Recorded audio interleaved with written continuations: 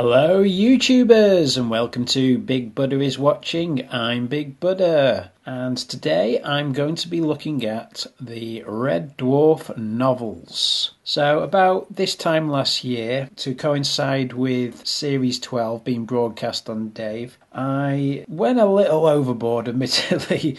I did something like 14 videos, all Red Dwarf centric. I looked at each series in turn, did a full in-depth retrospective on it, did a couple on my basic fandom of Red Dwarf as a whole. So if you came away after watching any of those in any doubt of my fandom of the programme, I was doing something wrong. And I said around the time that once I'd finished those videos up that they weren't the last. I had in mind some more to do. What could I possibly still say about Red Dwarf? Well, a little time later I did a Getting Bigger called Red Dwarf Sandwiches, in which I basically road tested some of Lister's favourite snacks in the show. I've still got the bitter aftertaste of sausage and onion gravy sandwiches in my mouth. And believe it or not, I still haven't finished on Red Dwarf. I still have a few more ideas for videos beyond this one. So today I'm going to be looking at the Red Dwarf novels. Now there's a series of 4 novels. They were all written and published between 1989 and 1996. The first 2 are collaborations between the show's creators Rob Grant and Doug Naylor, going under the pseudonym Grant Naylor for the novel's publications. The second 2 are solo efforts. They both follow on from the second novel, Better Than Life, so it's one of those unique situations where you essentially get 2 sequels to the same story. I know in cinema this is becoming more and more common. Just this week the new Halloween movie's been released, which is also called Halloween bizarrely, but it's essentially the second sequel to the first movie but set in a completely different timeline, as was the case for both the third and fourth novels, Last Human and Backwards, but I'll get onto them. So why do I want to look at them? Well, essentially it was because when I was 13, these were my favourite books, these were my favourite novels. You can call me an ill-educated, low-brow merchant if you like. Yes, I read some classic literature at the time and very much enjoyed it, but I have to say, for sheer entertainment value when it came to reading, I'd put these down as some of my favourite books, some of my favourite novels, at least they were when I was a teenager, and if I'm honest with myself, they're still my favourite books to this day. I find it odd that Douglas Adams with his Hitchhiker's series, those are pretty critically lauded novels, and you won't be surprised to see The Hitchhiker's Guide to the Galaxy appearing on the top 100 novels of all time lists. They're considered proper literature, whereas these books, they tend to get looked over really, and I think that's a shame and an imbalance that needs to be addressed. I would say that these are, if not on a par with The Hitchhiker's Guide to the Galaxy. I mean, there are a couple of these that I would rate over some of the later Hitchhiker's books, definitely as being better works. But these aren't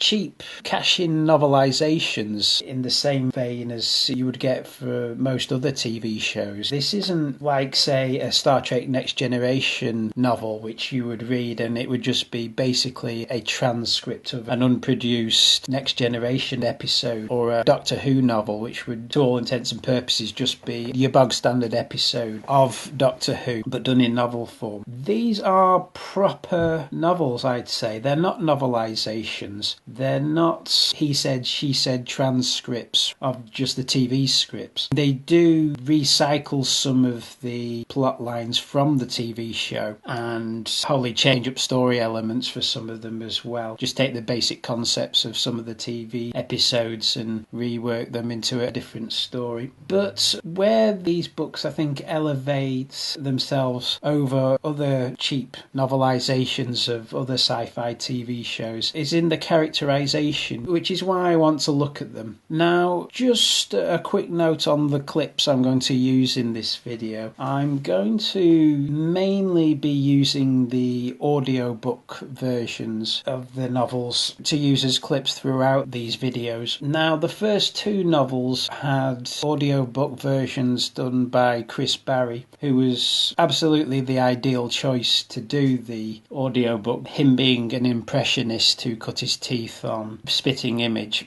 There's absolutely no similarity between us. You're absolutely right, Neil. Yes. After all, he's going to get elected.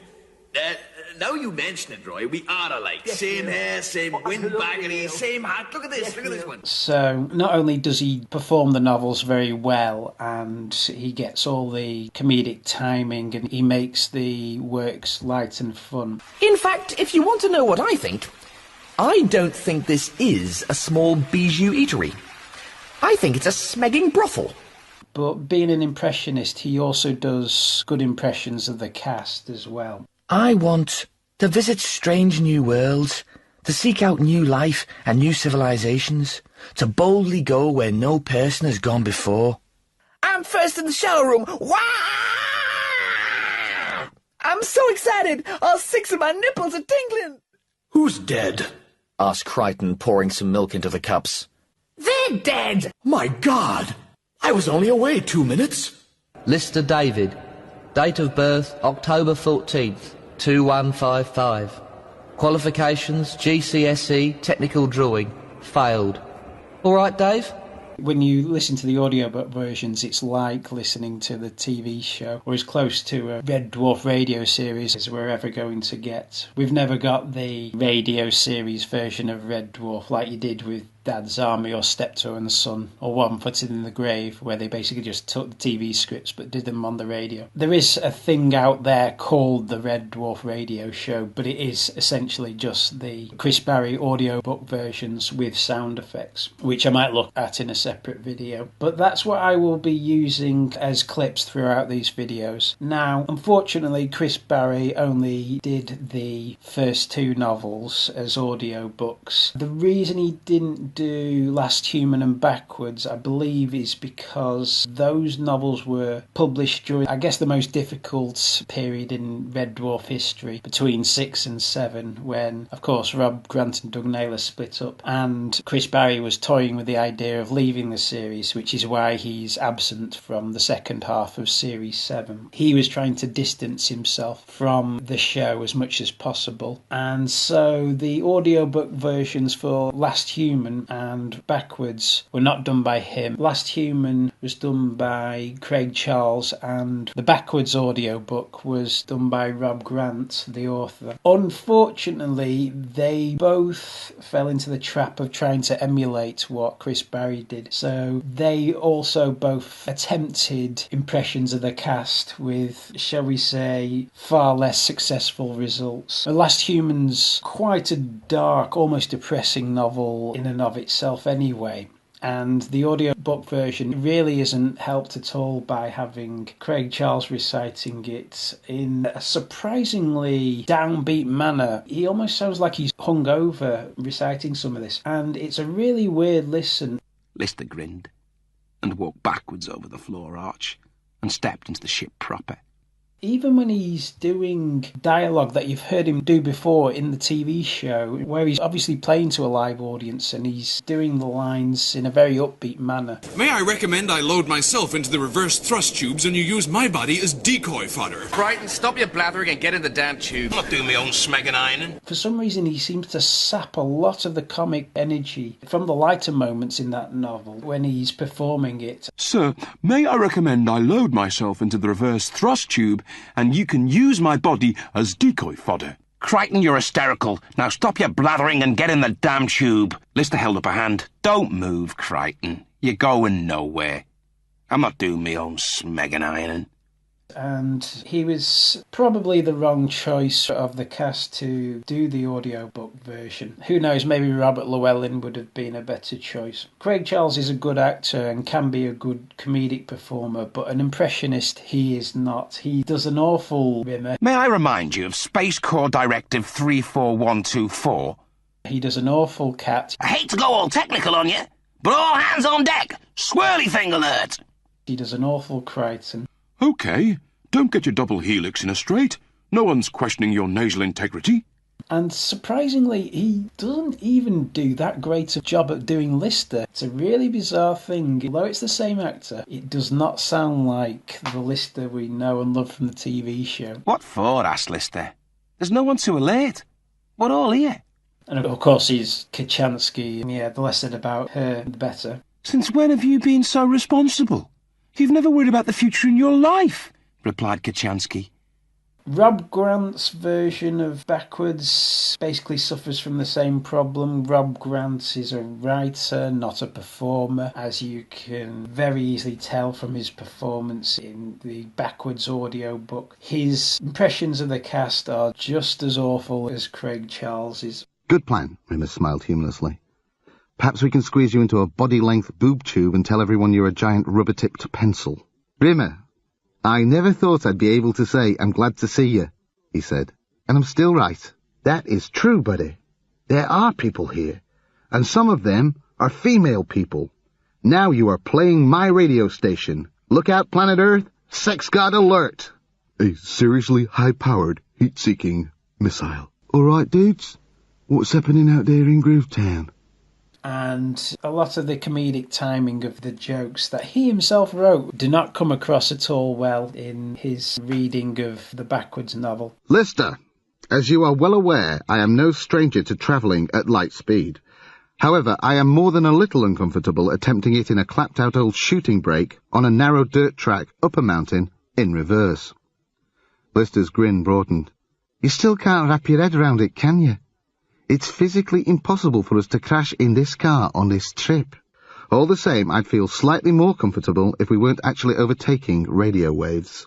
So it's a real shame that Chris Barry didn't get to do the audiobook versions of those novels. But I'm just putting that out there now because you will be hearing a lot of the audiobook versions as reference points throughout the rest of this video. So, with that aside, let's take a look at the novels. We start off with the first novel, Infinity Welcomes Careful Drivers, a title unlike books 2 and 4, which was not derived from a TV episode title. The book was published in 1989, prior to the release of Series 3, post the release of Series 1 and 2, and derives heavily from plot elements from Series 1 and 2. When you read this novel, you do imagine the grey sets and the uninspired costume design on the characters. This is the novel equivalent of the early, cheaper-looking series. It derives elements from the plots of The End, Future Echoes, Me Squared, Crichton, the Series 2 episode, and Better Than Life. The plot essentially starts, I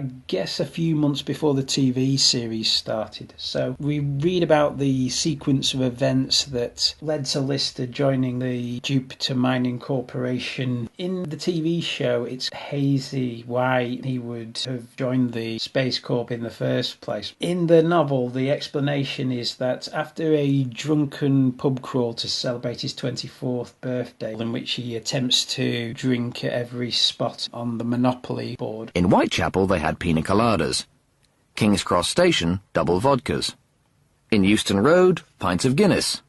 Pentonville Road, bitter laced with rum and blackcurrant. There was a vague, very vague, poorly lit memory of an advert on the back of a cab seat. Something about cheap space travel on Virgin's new batch of demi-lightspeed zippers.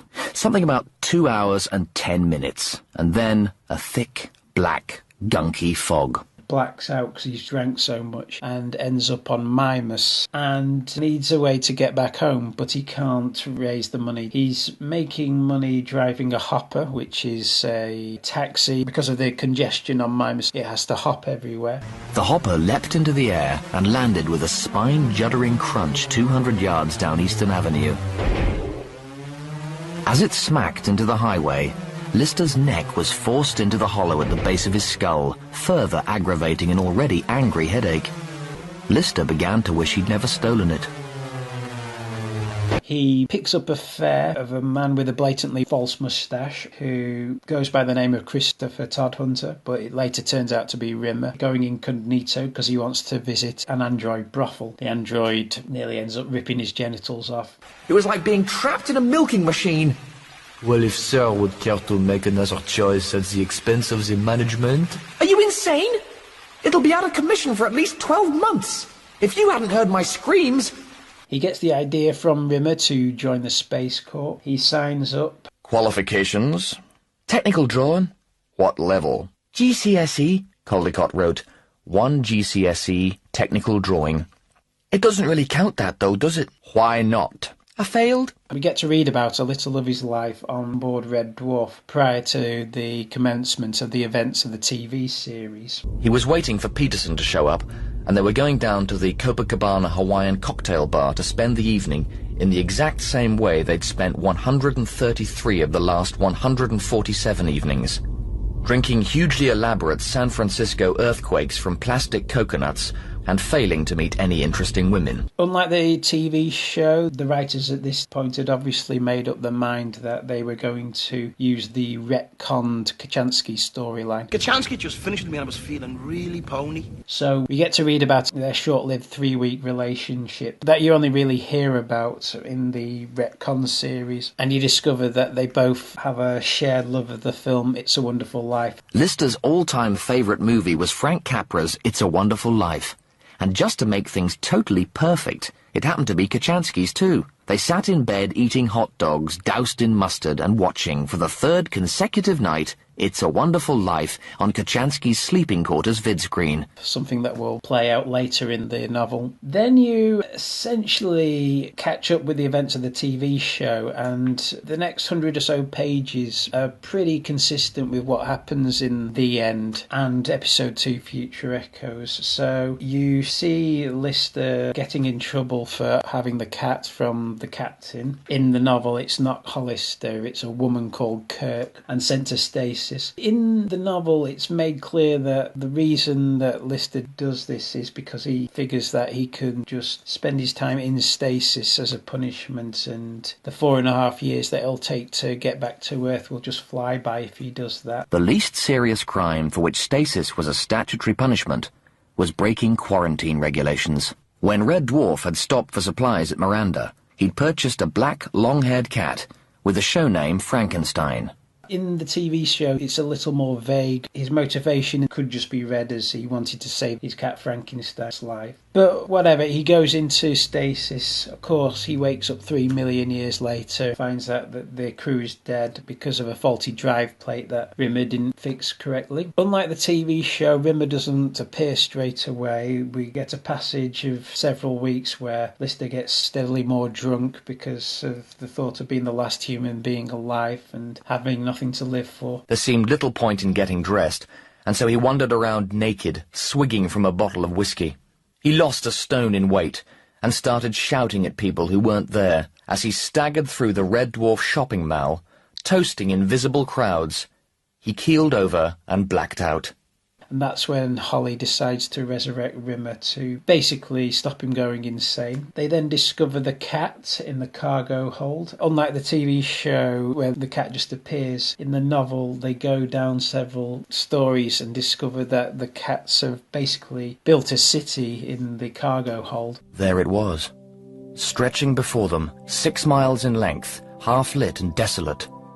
A huge, impossible city. A city. Crudely fashioned igloo-shaped dwellings lined the roadway. Hummocks of carved wood without doorways. Each had only a slit, perhaps a yard wide and less than a foot high, cut 6 feet from the ground.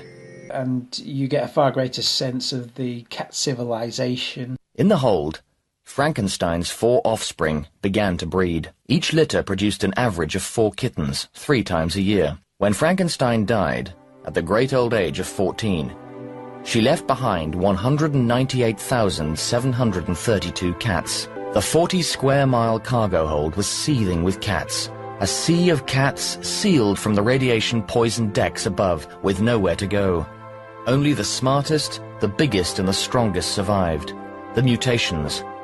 The mutations who had rudimentary fingers instead of claws, who stood on their hind legs and clubbed rivals to death with crudely made clubs. Felis Erectus was born.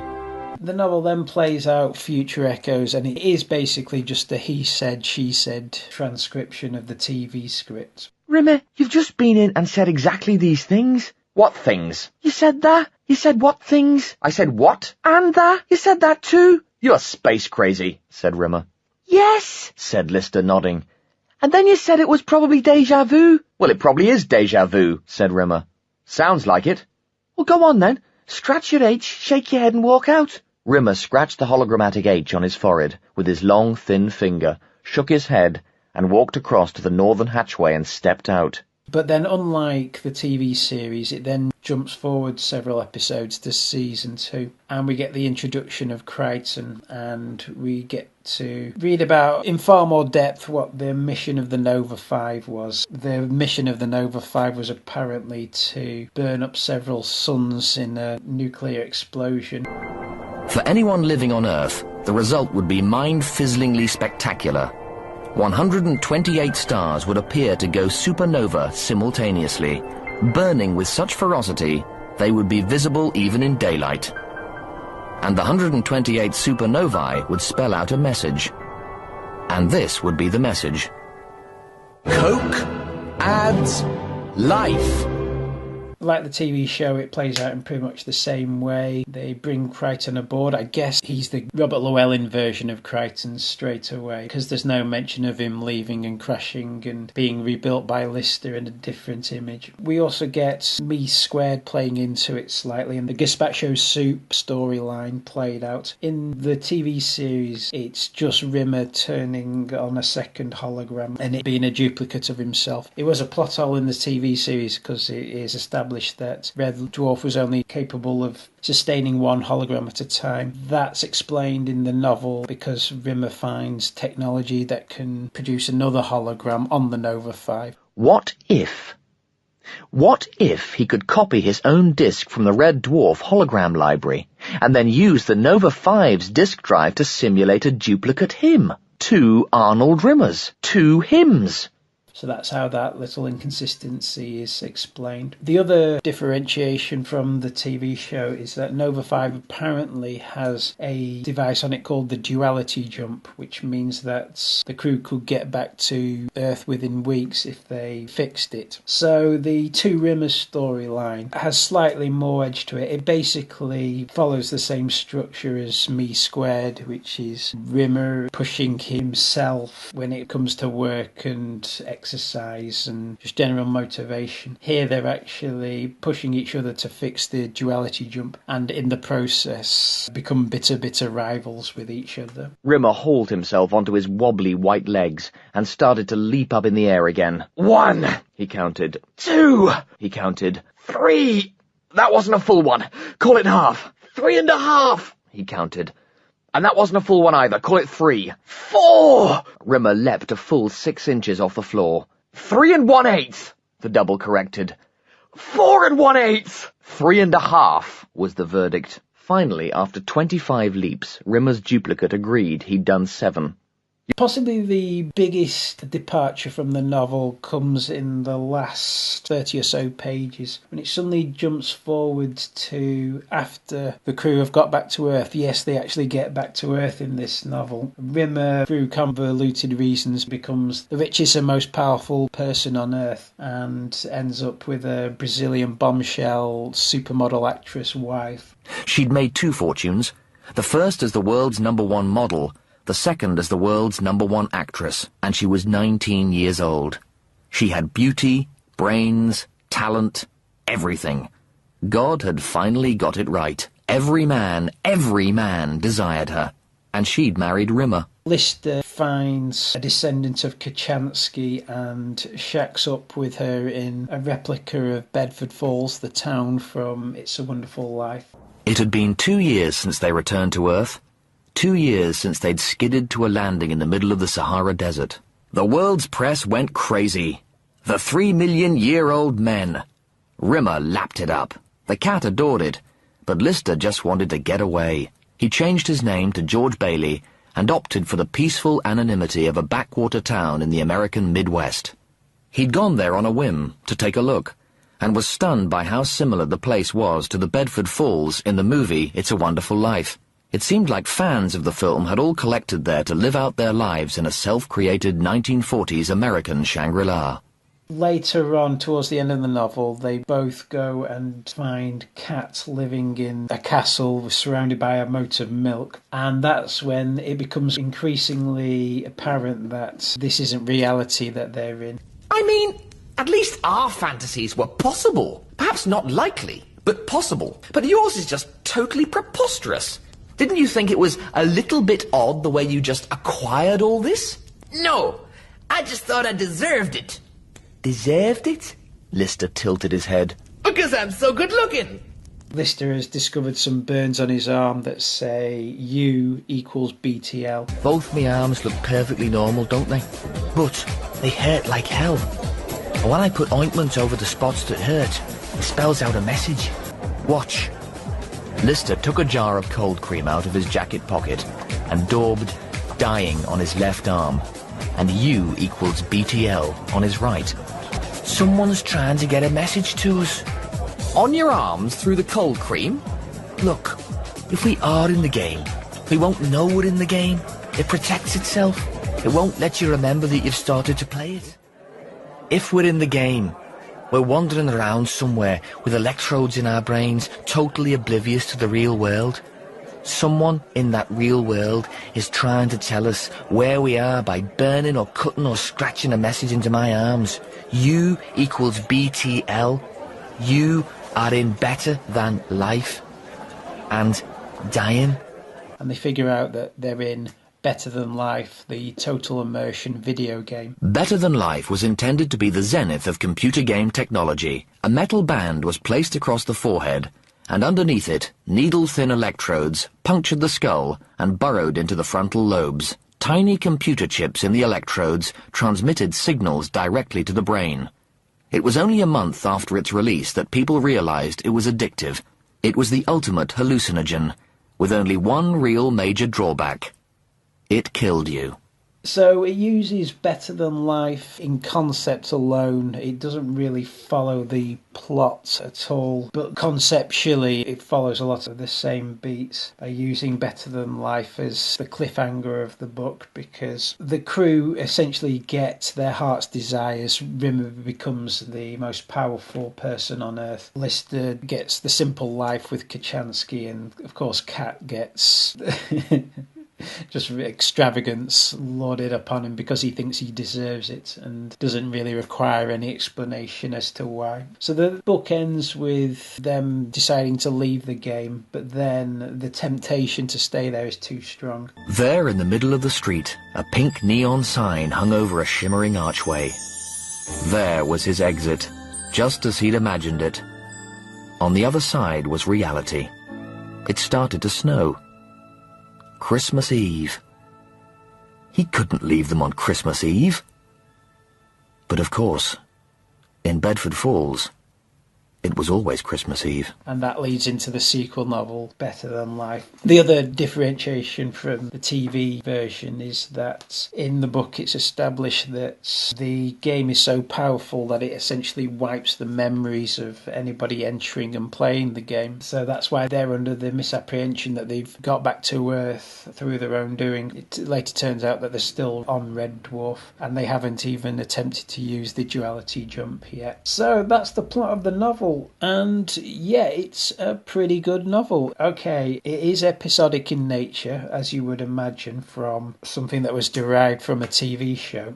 But so is The Hitchhiker's Guide to the Galaxy. That's just a pitfall when it comes to adapting something into novel form that was originally episodic in nature. And you could make an argument that most novels are episodic in nature. If it's got chapter divisions, it's episodic. But as I said before, where it scores over other TV adaptations or film adaptations is the greater depth and the playing around with the TV ideas and pulling the rug out from under your feet when you think the story's going one way, or you think the novel's just going to be a straight up adaptation of the TV episodes. It throws you a curveball here and there by giving you something that you wouldn't expect. And of course, being Red Dwarf, It is very, very funny and very imaginative, and just a really enjoyable read. It's one of those quick reads. I think the novel's only something like 250 pages, so most people who've read it, I think, have devoured it in a very short space of time. Is it my favourite of the series? No, it isn't. What hampers it, unfortunately, is the fact that most of it is an adaptation of Series 1, and Series 1 just isn't the strongest series. It doesn't have the meatiest storylines. The characters aren't as well defined as they are in later series, and so it does have that going against it. But it is still a thoroughly entertaining read nonetheless. So that's Infinity Welcomes Careful Drivers.